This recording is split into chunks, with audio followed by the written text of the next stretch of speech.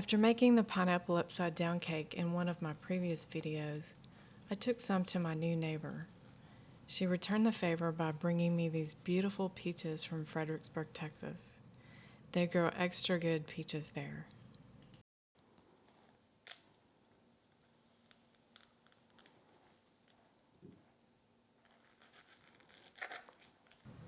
I knew I wanted to make something special with them, and in mid-July, peach ice cream seemed like the best idea.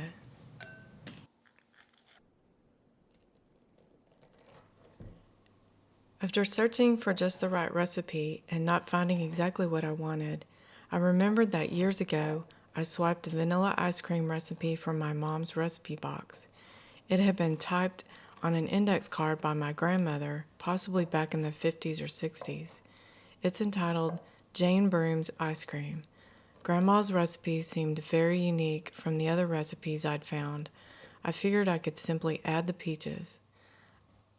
I've never tried Jane Broom's ice cream recipe before today, so let's see how it turns out.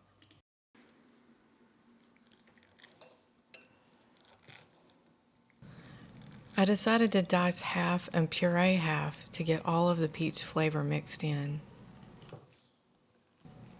And since this is an old recipe, I decided to use some old-fashioned utensils to make the ice cream.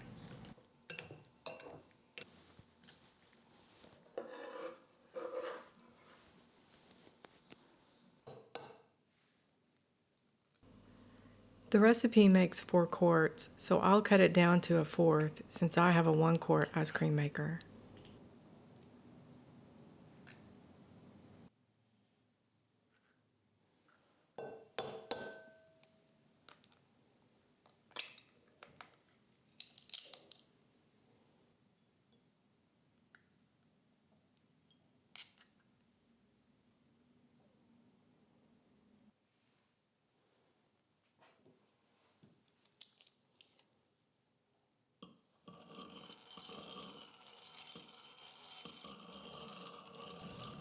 She says to beat the egg whites with an electric mixer, but I thought it would be fun to use this old egg beater.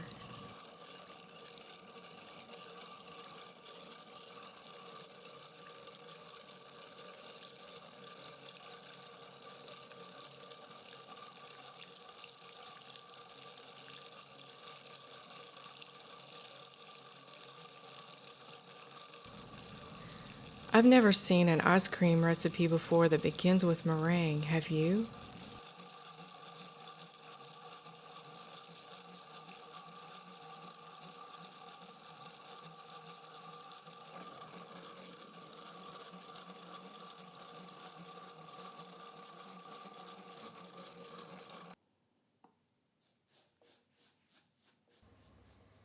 We need 1/4 of a cup of sugar total, but I'm going to add it in 2 parts so I don't risk deflating the egg whites.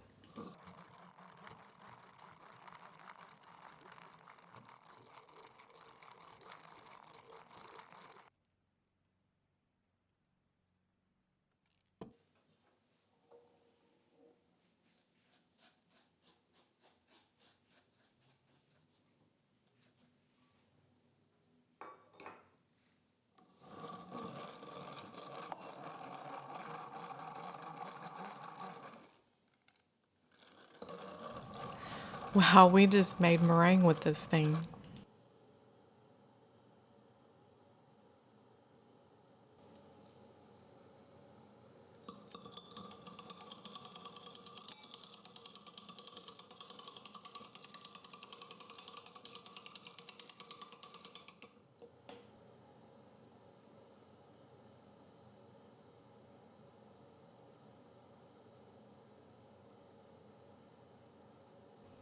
The instructions say to add half of the Eagle brand milk at a time, mixing well after each addition.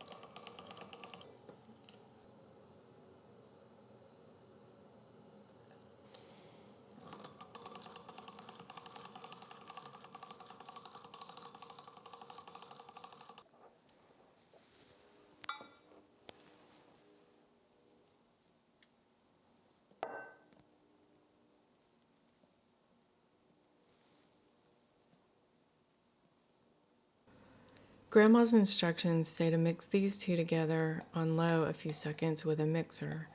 My instincts tell me this may deflate the egg whites, but I'll go ahead and follow the directions with my manual mixer.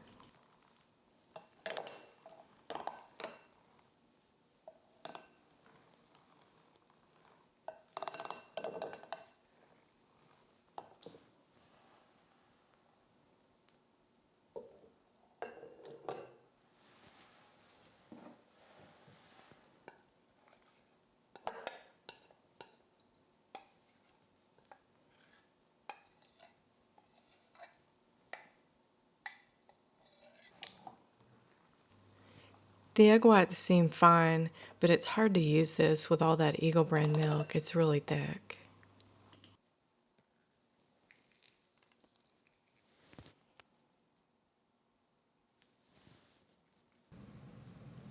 At this point, I'm going to go ahead and fold it together.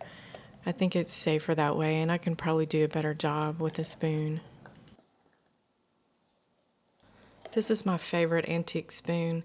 It belonged to my great-grandmother, and I use it a lot. Oh my goodness, look at this. It's so rich. It looks so good.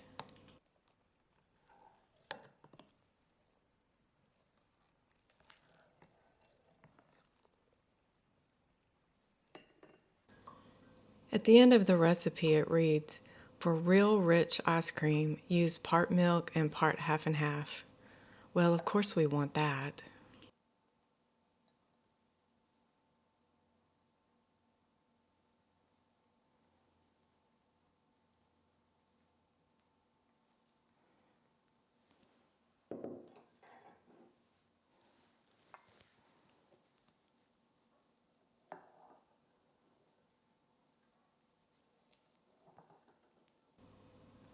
I'm trying to be careful and stir slowly so the air stays in the mixture. The paddle inside the ice cream maker will stir it up for us the rest of the way.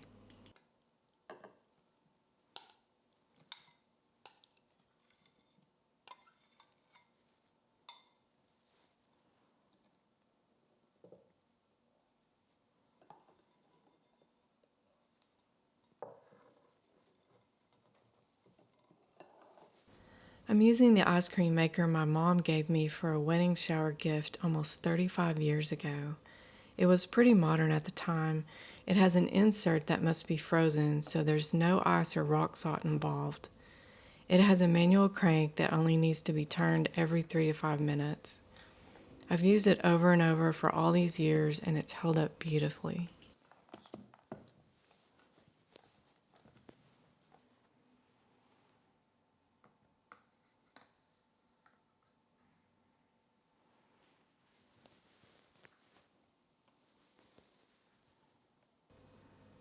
I guess there's no easy way to do this, just dump it in.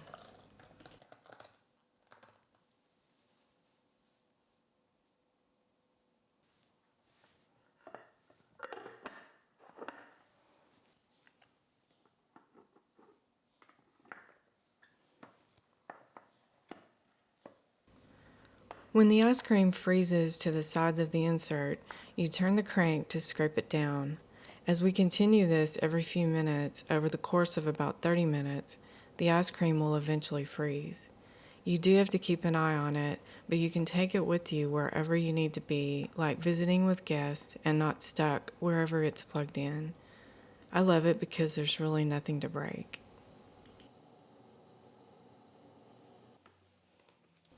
I left my insert in the freezer overnight, but it should probably have been 24 hours.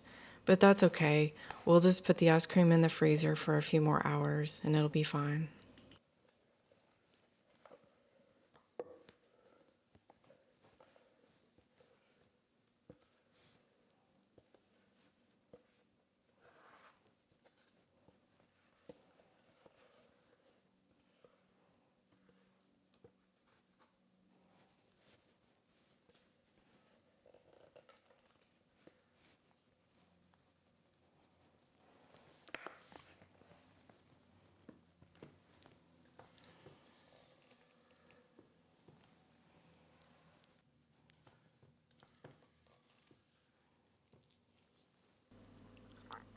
I couldn't help it. I had to sneak a bite.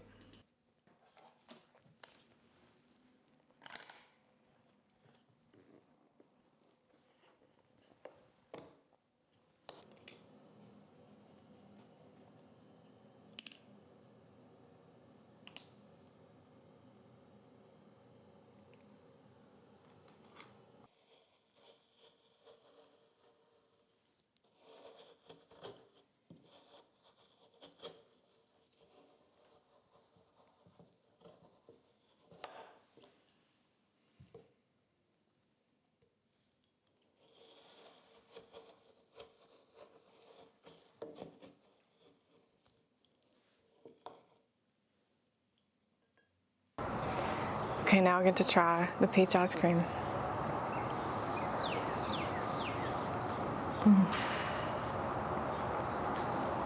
It's so good. There's nothing better than peach ice cream on the front porch on a sunny day. I hope you try the recipe because it's really good. It's easy.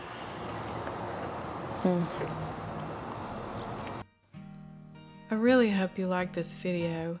If you did, please give me a thumbs up and subscribe down below, and I'll see you in the next video.